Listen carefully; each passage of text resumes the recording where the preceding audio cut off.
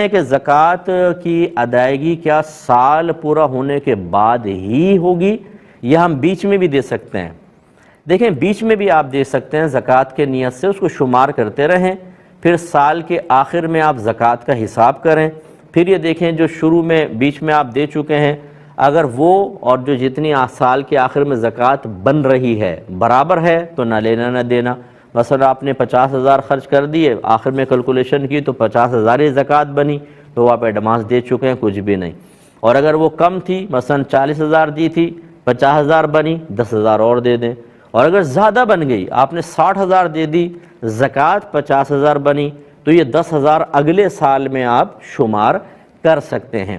لیکن اس میں ایک شرط ہوتی ہے کہ سال کے شروع میں اور سال کے آخر میں نصاب مکمل ہونا چاہیے۔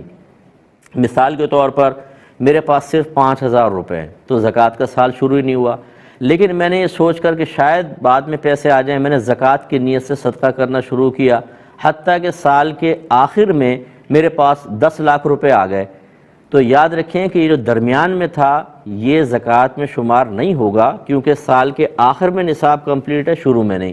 ایسے شروع میں کمپلیٹ تھا، میں زکوٰۃ کی نیت سے دیتا رہا، لیکن سال کے آخر میں اچانک میں زوال کا شکار ہوا، 5,000 روپے ہی رہ گئے، تو یہ درمیان میں جتنا دیا سب نفل صدقہ بنے گا، یہ زکوٰۃ نہیں بنے گی۔ یہ ذرا ذہن میں رکھیں کہ اذان کا ثبوت کیا قرآن پاک سے ہے جیسے نماز کا ثبوت ہے؟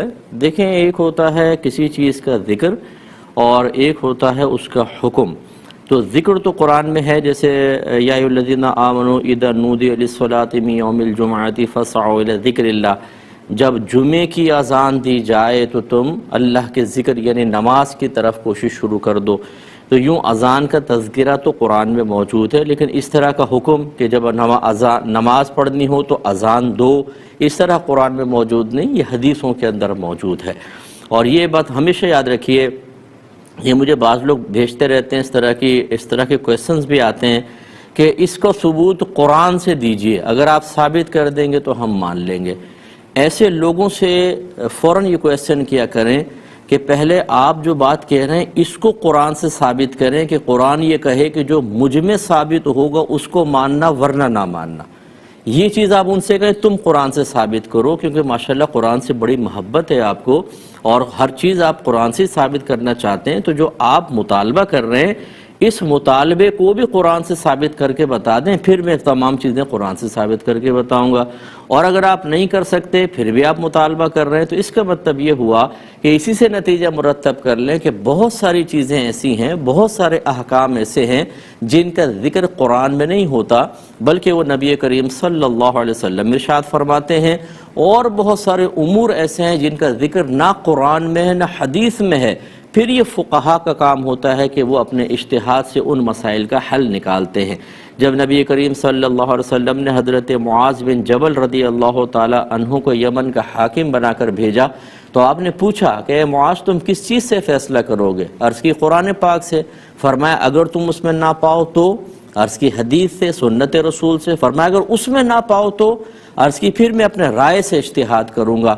تو میرے آقا صلی اللہ علیہ وسلم بہت خوش ہوئے اور آپ نے اللہ کی بارگاہ میں عرض کی کہ اللہ کا شکر ہے کہ اس نے رسول کے قاصد کو اس چیز کی توفیق عطا فرمائی جس سے اللہ اور اس کا رسول راضی ہیں۔